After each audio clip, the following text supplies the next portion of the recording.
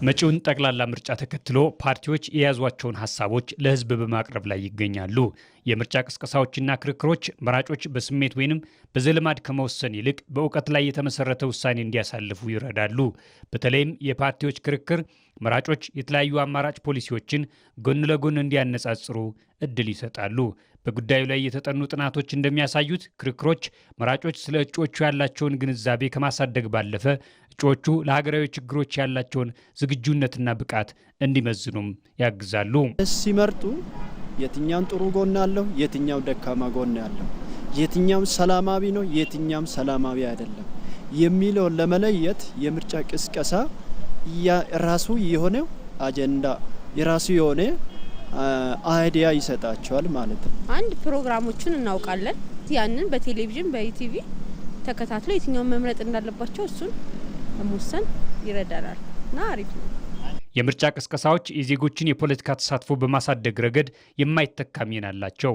ፓርቲዎች የሚያደርጓቸው ክርክሮችና የሚተላለፉ የሚዲያ መልእክቶች ዜጎች በሀገራዊ ጉዳይ ላይ እንዲወያዩና እንዲከራከሩ ያነሳሳሉ።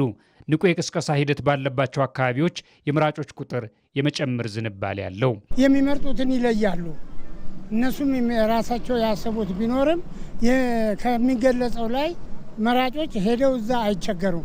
በቀጥታ ሄደው የሚሆናቸውን ለሀገራችን ጠቃሚ ነው ብሎ የሚያምኑትን መርጠው በቀላሉ ይመለሳሉ። ምንድነው ተወዳዳሪዎች አሁን የቀረቡት አንድ ህዝቡ የሚፈልገው ምንድነው ይሰራልና አይሰራልም ምን ለመምረጥ ነው። እንግዲህ ያን ሁሉ ይመርጥም አይደለም። ከዛ ውስጥ የሚሆነኛል ይመርጣል። እነሱም ደግሞ ያው ከዛ ውስጥ ህዝብ ይመርጣል ብሎ ነው የገቡት። ዋናው ይሄ ነው ዓላማው። በተለይም በታዳጊ የዲሞክራሲ ስርዓት ውስጥ የፓርቲዎች ክርክር የፖለቲካ ልሂቃን በጠመንጃ ሳይሆን በሀሳብ የበላይነት እንዲወዳደሩ ያደርጋል። ክርክሮች የፖለቲካ ፓርቲዎች ያላቸውን የሰው ኃይል ብቃትና የሀሳብ ጥራት ለህዝብ ፍርድ እንዲያቀርቡ በማስገደድ የፖለቲካ ምህዳሩ ይበልጥ ግልጽ እንዲሆን ያደርጋሉ።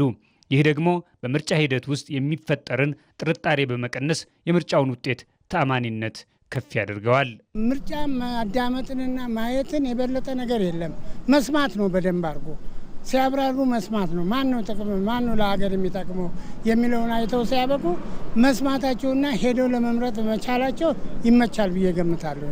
እያንዳንዷ ጉዳይ ላይ ውጤታማ ለመሆን መስራት ያለብን ነገሮች መስራት ያዘ በተለያዩ አቅጣጫዎች ሊሆን ይችላል። ሰዎቹን የማነሳሳት ሊሆን ይችላል። የሀገራዊ ሰላም ጉዳይ ሊሆን ይችላል። የፈለኩ አቅጣጫ ሲንቀሳቀሱ የራሳቸውን የፖለቲካ ፓርቲ መንቀሳቀስ ያለባቸው ምንድነው? ሰላማዊ የሆነ አቅጣጫ ነው መንቀሳቀስ ያለባቸው።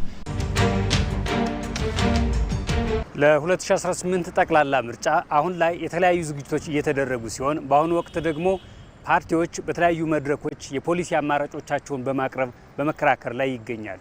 በፓርቲዎች መካከል እየተደረገ ያለው ይህ ክርክር መራጮች በእውቀት ላይ የተመሰረተን ውሳኔን እንዲያሳልፉ ይረዳቸዋል።